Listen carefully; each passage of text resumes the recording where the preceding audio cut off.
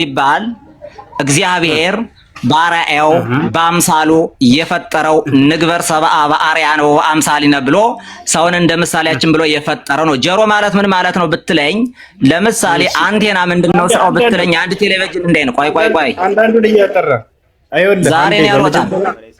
በመጀመሪያ ተረጋጋሽ። ሰልማ ነው የምትጠራው። ስፈልግ ነው ያገኘው። ቆይ ሻዳምጥ ስፈልግ ነው ዛሬ የተገናኘ ነው። ስንት ጊዜ ረጋ በል። ይኸውልህ በመጀመሪያ መረጋጋት፣ ሁለተኛ የሆነ ሐሳብ ካወራህ በኋላ እኔ እስክናገር ድረስ ደግሞ አዳምጥ። ልክ እኔ ተናግሬ ስጨርስ ጸጥ ብዬ አዳምጥህና አንተ ደግሞ ትቀጥላለህ። ስለዚህ ሰው ማለት እግዚአብሔር በጨለማ ውስጥ ነው ያለው ስልህ ማስረጃ አምጣ አልከኝ፣ አሳየነህ። እዚያ በኋላ እግዚአብሔር በሲኦል ውስጥ ነው ያለው እያልኩህ ነው። ደግሞ ቀጥታ አምላክህ ገሃነም ውስጥ ልንከትልህ ነው። ምን ትላለህ? ሚውትን አንሳ እናውራ። አሁን ሂድ። አሎ ሚውትን አንስለት።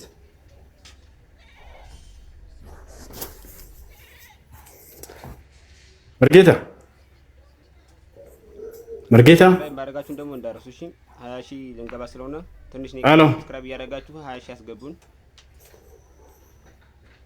መርጌታ እንዳወጣ ሳሰልማ መውጣት የለብህም። ወላሂ ሳትሰልም እንዳወጣ በጣም ነው ቅር የሚለኝ። በጣም ይደብር። ምሳዬን አልበላም ካልሰለምኩ። መርጌታ አሎ መርጌታ ጌታ ስም። እሺ ኮሜንት ላይ ሌባ እያለ እየተሳደበ ነው። አስገቡታል። የቅድሙ ዲያቆን ወላሂ ሌባ እያለ ኮሜንት እየጻፈ። እሺ ረጋ ብለህ አውራሽ። ለምን ታስወጣዋለህ? አልወጣህም። አንዴ አዳምጥ። ገብተሃል እና እኮ አዳምጥ። እሺ በስነ ስርዓት አውራና ከቅድሙን ጀምር። አዳም አርብ ቀን ነው የተፈጠረው ብለህናል። ማስረጃ አሳይህ ብዬህ ልታሳይ አልቻልክም። እኔ ደግሞ አላሳየህም እንጂ አርብ ቀን የተፈጠረው። ይኸውልህ አዳምጠኝ፣ እንረጋጋ እንጂ አባቴ። ይኸውልህ ዘፍጥረት 1 ጀምረህ ላንብብልህ ብዬህ አጠፋህብኝ። እየተረዳህ አንተ ብቻ ሳይሆን ቢያንስ በአንተ በጨለማ በአንተ ስብከት ቀኑ ሳይበሽባቸው የመሸባቸው በታች ከታች ብዙ ልጆች አሉ። እኛ የምንፈልገው እነሱን እናንተ ከአስተምሮ ማውጣት ነው። አዳምጥ። ወንድ ልጅ እያመለክ በዚህ ዘመን ራስህን ሳትወቅስ በጣም አዝናለሁ። ከዛ እንድትወጣ ነው ወላሂ እየጣርኩልህ ነው ዲያቆንዬ። አሁን አዳምጥ። ስለዚህ አንተ ዋሽተሃል። ውሸትህም ምንድነው? አዳም የተፈጠረው አርብ ቀን ነው አልከን። ማስረጃ ሳየን ስንልህ ማስረጃ ማምጣት አልቻልክም። ከውሸት ራስህ እንድታወጣ በጣም አዝናለሁ። ዘፍጥረት 1:26 ተመልከተው። አርብ ዕለት ተፈጠረ መጨረሻ የሚለውን ያው አንብበው። ያው በታዛቦች መሃል ነው ዛሬ የማዋርድ የበራው ስብከት በታዛቢዎቹ መሃል። ያው እግዚአብሔር ምስክሬ ነው። እንዳታወጣኝ ዛሬ እኔ እናንተ ብቻ መድረኩን እንይዘዋለን። ትክክለኛውን ሃይማኖት ይዝ እያነበብነው እንሂድ። ቆይ ጨረቃንም በዛው እናገኛታለን። ጨረቃ ስለምታመልኩ የጨረቃ መቼ እንደተነገረች እዛው መጽሐፉ ላይ ላስረዳቸው ለተመልካቾች። ለመጨረሻ ጊዜ ላስተናግደህ ይሄን የተጫንከውን ይሄ ውሸትህን ዛሬ አራግፌልህ አስተምሬህ ነው ወላሂ የምትሄደው። የመጀመሪያው ውሸት ይሄ ሰው ምንድነው? ኦሪት ዘፍጥረት ምዕራፍ 1 ቁጥር 26 ላይ አዳም አርብ ቀን የተፈጠረው ይላል ብሏል። ኑ ተመልከቱ ውሸቱን ከዚሁ ስናየው። ና ቁጥር 1 እስኪ አውጣው እያነበቡልህ ደዛ ያዘው ያው መጨረሻ እስኪ አንብበው። እግዚአብሔር አሁን አርብ ፈጠረ የሚል ነገር የለም እሱ ጋር። ሰው መጨረሻ አርብ ዕለት ተፈጠረ የሚል አለ? የለም እዚህ ጋር 26 ላይ የለም። ተመልካቾች ይኸው እግዚአብሔር ምስክሬ ነው። ዘፍጥረት 1 ጀምራችሁ እስከ ዓርብ ያሉትን እያንዳንዱ ሰኞ፣ ማክሰኞ፣ ሮብ፣ ሐሙስ እስከ ዓርብ አንብቡት ታገኙታላችሁ። ጊዜ እንዳልጨርሰባችሁ ከእሱ ጋር ግን መነጋገር የለኛው አይደለም እንዴ? ያው 26 ተወጣልህ። የት አለ አሳየን። ይኸውልህ 27 ላይ እዚሁ 27 ላይ እግዚአብሔርም ሰውን ይላል። ይኸው አዳምጠኝ 27 ላይ እዚሁ እግዚአብሔር 26 ይኸው አወጣልኝ። እግዚአብሔርም አለ ሰውን በመልካችን በምሳሌያችን እንፍጠር፣ የባህር ዓሦች ገና የሰማይ ወፎችን እንስሳትና ምድርንም ሁሉ በምድር የሚንቀሳቀሱን ሁሉ ይገዙ ዘንድ። አየው ስለማን? ስለ ሰው። አየው ነው ያው እያዋሽ ያለው አንተ ነው። ያው ዛሬ በተመልካቾች መካከል እዛም 27 ምን ይላል? አታውጣው።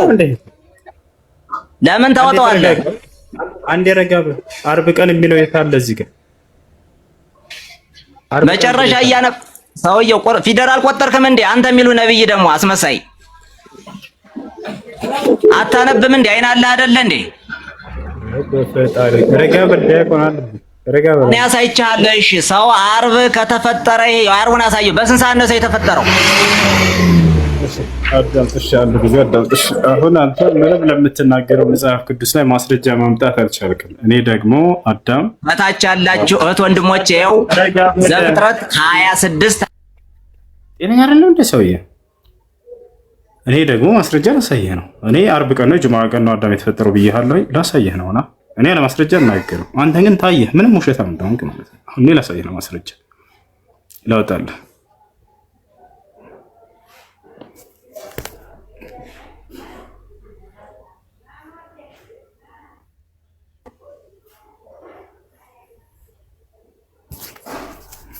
ያ እኔ አንድ ደቂቃ አልቆይም እንትን ስልልህ ሳወጣልህ ያን ማስረጃ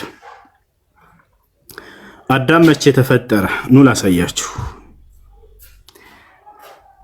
خير يوم طلعت عليه الشمس يوم الجمعة فيه خلق آدم وفيه أدخل إلى الجنة وفيه أهبط منها ولا تقوم الساعة إلا في يوم الجمعة. آدم بجمعة كان تفطر يوم ማስረጃ ሙስሊም እንደዚህ ማስረጃ ወጥቶ ያሳያል። የክርስቲያን ዲያቆኖች ግን ይሄ ሰውዬ አይታችሁታል። ትልቅ ቆብ ለብሷል። ከላይ ግን ምንም ስለ ሃይማኖት አያውቅ። ከይቅርታ ጋር ማለት ነው። ከይቅርታ ጋር ኑ ያው ላሳያችሁ። ፀሐይ የምትወጣበት ቀን በላጩ ቀን ዓርብ ቀን ነው። አዳም የተፈጠረው በእርሷ ላይ ነው። አላሁ አክበር። ያያችሁ አይደል? አዳም የተፈጠረው በእርሷ ላይ ነው። ገነትም የገባው በእርሷ ላይ ነው ይላል። ወደ ምድርም የወረደው በእርሷ ላይ ነው። ስለዚህ አዳም የተፈጠረው በዓርብ ቀን እንደሆነ ይሄ ቃል በቃ አሳየው። ዲያቆን ይሰማል? አይ እሺ፣ ጥያቄ አለ። ቀጥል።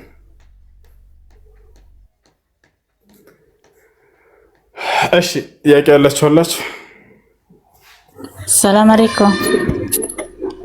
ወአለይኩም ሰላም ወራህመቱላህ። እሱ ጥያቄ ነበረኝ።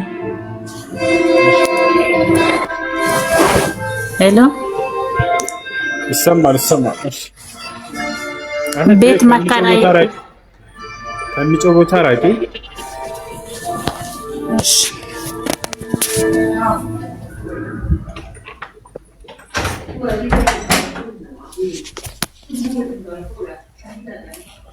አሁን ይሰማል? ይሰማል። እሺ፣ ቤት ማከራየት እንዴት ይታያል? ያኔ ዘካ ማለት ነው። ቤቱ የሚከራየው 2000 3000 ነው። ያ ከእጅ ወደ አፍ ለቤተሰብ እዚያው የሚውል ከሆነ የዘካ አይኖርበትም። ለዘካ መጠን ያክል ስለማይጠራቅም አንድ የመረጋጋት ለዘካ መጠን እስኪደርስ ድረስ የሚጠራቀም ከሆነ ግን ያ ኪራይ የዛኔ ዘካ ይወጣለታል። መጠኑ ምን ያክል ነው ከተባለ በብር ከሆነ 595 ግራም፣ በወርቅ ከሆነ 85 ግራም። በዚህ ነው የሚታወቀው። እነዚህ ዋጋቸው ተመሳሳይ ነበር በነብዩ ሰለላሁ ዐለይሂ ወሰለም ጊዜ። ስለዚህ በአቅራቢያቸው ወደሚገኝ ወርቅ ቤት ትሄዱና 595 ግራም ብር ስንት ይሸጣል ትሏቸዋላችሁ። የሚነግሯችሁ ያ መጠን የዘካ መነሻው ነው። ያ መነሻው እጃችሁ ላይ ገብቶ አመት ዞሮበት ከሆነ አመት ሞልቶት ከሆነ እጃችሁ ላይ ከገባ የዛኔ ዘካ አለበት። ነቢያችን ሰለላሁ ዐለይሂ ወሰለም ኢዛ በለገ ኒሳብ ወሐለ ዐለይሂ አልሐውል ፈቀድ ወጀበ ፊህ ዘካ ነው። አንድ ሰው የዘካ መጠኑ ገንዘቡ ደርሶ ከዚህ አመት ከዞረበት ዘካ ግዴታ ሆኖበታል አሉ። ስለዚህ ከዚያ ነው የምታውቁት። በዚያ ነው የምታውቁት 595 ግራም ብር ስንት ነው ብላችሁ ጠይቃችኋቸው የሚነግሯችሁ ያ ምን ያክል ነው የምናወጣው ከእርሱ ከተባለ ለ40 ማካፈል ነው። ባጭሩ ያላችሁን ገንዘብ የሚመጣ ውጤት የዘካ ብር ነው። 100 ሺህ ከሆነ ለምሳሌ 100 ሺህ ሲካፈል 40 2500 ይመጣል። 200 ሺህ ከሆነ ልክ እንዲሁ 5000 ይመጣል። በዚህ መልኩ ነው። እሺ ብሩ ካልተቀመጠስም ለምሳሌ 3000 4000 ሆኖ የምንጠቀመው ከሆነ ስለ ቤት አስቤዛ ምናምን የሚል ከሆነ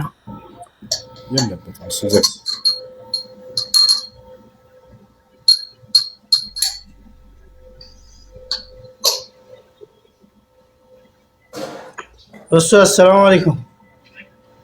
ወአለይኩም ሰላም ወራህመቱላሂ ወበረካቱ። ሰላም ነው? እንዴት ነው? ደህና አልሐምዱሊላህ።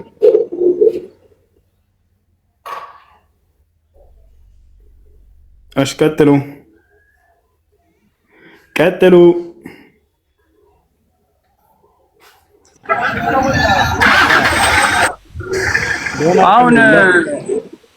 አሁን የሚያወራው የነበረው እንትን ስነ ፍጥረት ላይ ማለት ሰውን በመልካችን እንደ ምሳሌያችን እንፍጠር የሚለው ሰው የፈጠረው 6ኛ ቀን ስለሆነ አርብ ነው ተብሎ ነው እንትን የሚባለው። በግልጽ የተቀመጠ ነገር የለም። እኛ ለምሳሌ ቅድም ያለኝ እሱ በግልጽ አርብ ቀን ነው ብሎ በግልጽ ስለተናገረ ነው። እኛ ጋር ነው ይሄ ያለው። ሰው መቼ እንደተፈጠረ በግልጽ የተቀመጠው አርብ ቀን ነው። መጽሐፍ ቅዱስ ላይ ግን አዳም አርብ ቀን ነው የተፈጠረው የሚል ቃል አልተገለጸም። እንደዛ አይልም። ግን አዳም የተፈጠረው 6ኛ ቀን ነው የሚለው እንትን የሚል ጅሙዓ ቀን ነው ወይንም አርብ ቀን የሚል አልተገለጸም። እሱ እንደዛ የሚል ካለ ማምጣት ይቻላል፣ ችግር የለም። አይቀጥም። ጥያቄ ያለ አለ እሱ እኔ እኮ እየጠየቅኩ ነበረ። እሺ ጥያቄ ምንድን ነው? ጥያቄ ባልተቤቴ ጋር ሚስት አለኝ። ያለነው የምንኖረው የተለያየ ሀገር ነው፣ በስደት ዓለም ማለት ነው። እሺ እኔ ሳውዲ አረቢያ ያለሁት፣ እሷ ዱባይ ነው ያለችው። የምንኖረው ተራርቀን ነው። ባለንበት ሁኔታ እሷ ጠለብ ኮንትራት ነው ሄደችው። ጠለብሽን ኮንትራትሽን ጨርሰሽ አገር መግባት መገናኘት መቻል አለብን። እስከዛ አንቺም ሰርተሽ እኔም ሰርቼ የያዝነውን ይዘን ተገናኝተን አብረን መኖር አለብን። በዚህ ልክ ተራርቀና ተለያይተን መኖር የለብንም። እንግዲህ ያኔ ሰርተን የተሻለ ህይወት ለመኖርና ራሳችን ለመቀየር በሚል ነው የተሰደድነው። አሁን ላይ ደግሞ ተራርቀን ባለንበት ሁኔታ ብዙ መካከላችን ብዙ ችግሮች እየተፈጠሩና በፍቅራችንና በትዳራችን መካከል ብዙ ግጭት እየተፈጠረ ሳለ ከዛኔ ከላስ 2 ዓመት ኮንትራትሽን ጨርሰሽ አገር መግባት አለብሽ። እኔም እስከዛ ሰራለሁ፣ አንቺም ሰሪ፣ የያዝነውን ይዘን ባለን ሳንቲም የሆነ ስራ ፈጥረን ሀገራችን መኖር አለብን መግባት አለብን ብዬ በምን ሰዓት አይ እኔ አንተ ይሄን ባልክና አንተ በወሰንከው ውሳኔ ተቀብዬም ይሄን ማድረግ አልችልም፣ እኔ መኖርና ይበቃኛል ብዬ የምኖረውን ያህል ኖሬና የሚያስፈልገኝን ገንዘብ ሰርቼ መግባት ባለብኝ ሰዓት እገባለሁ እንጂ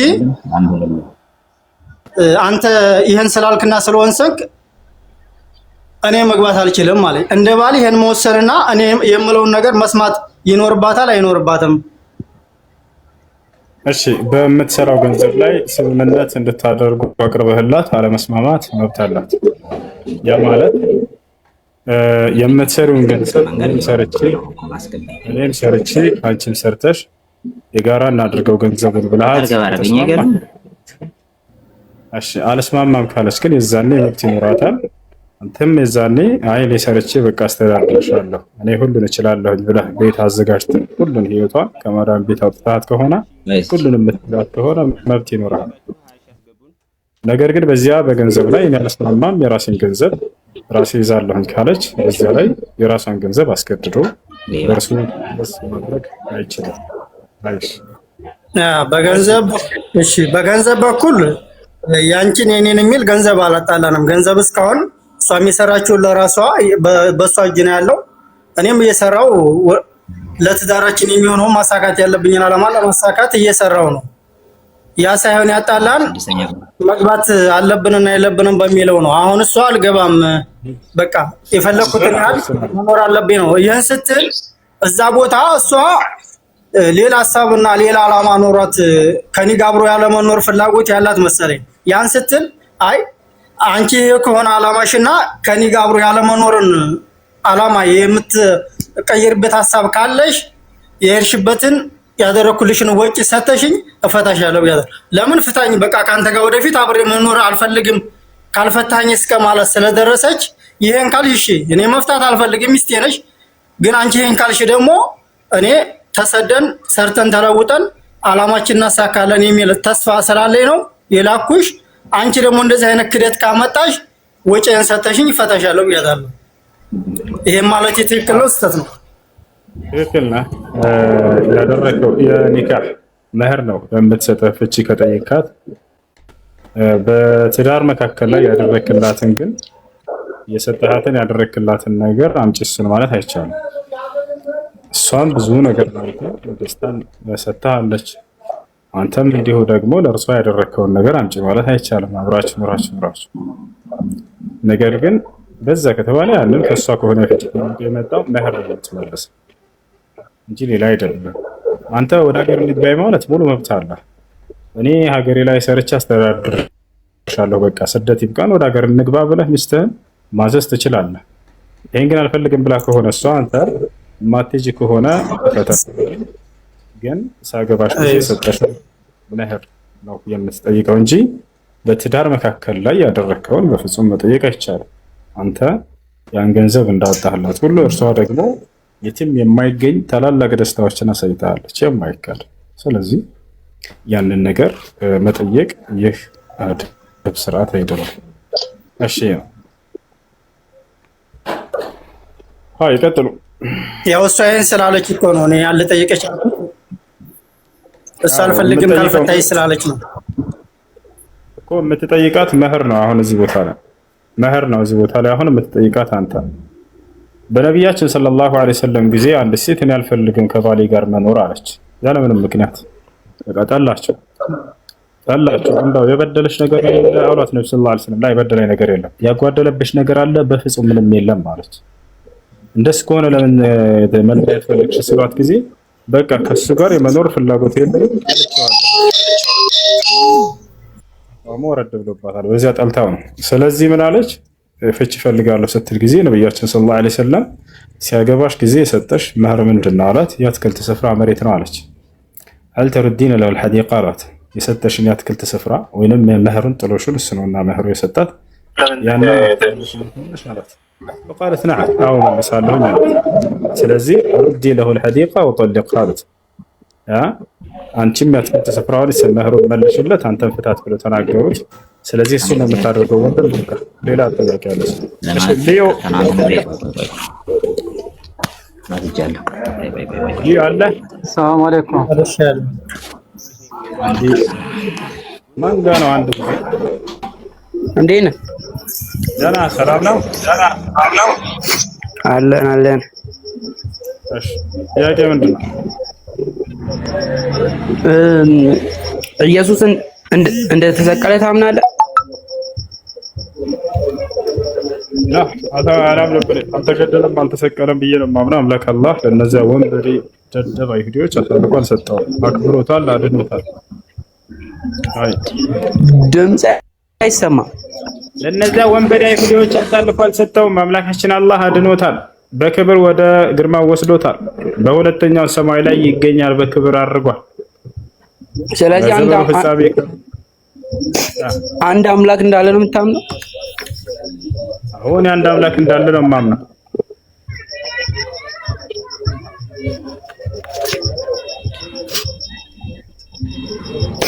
ስለዚህ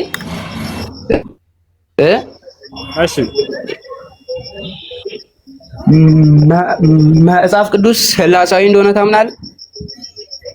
መጽሐፍ ቅዱስ ላይ ራሱ አንድ አምላክ ነው ያለው።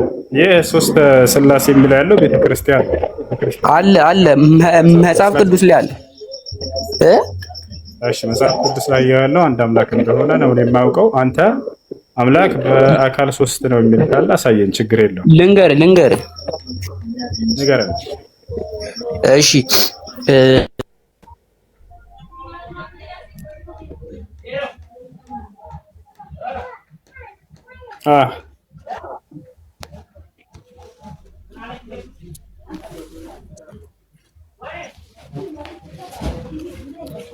ይኸው በምታመልከው ባላህ ሲያለው እንዳታወጣ። ይኸው ዛሬ አስወጣይና እሺ ባንቺ ልክበበት እስኪ ያስገባ እኮ ነብያቸው ነው ዋናው የሰማህ ነው።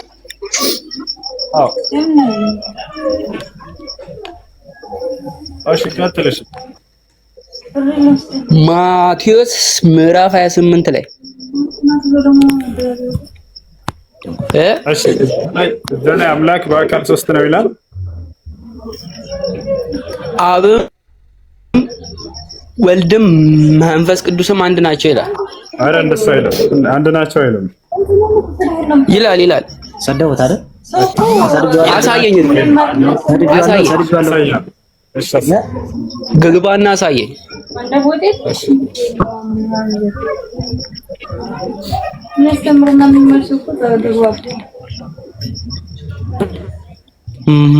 ማቴዎስ 28 ላይ ኦሪት ዘጸአት አንብብለት። አይሰማም ችግሩ። እኔን አላስገባኝ አለ እኮ። የሚሰማችሁ እስኪ እኔን አስገቡኝ። ሪፖርት ያሳየኛል። በኋላ ትገባለህ። እሺ ዲያቆን ከቁጥር 13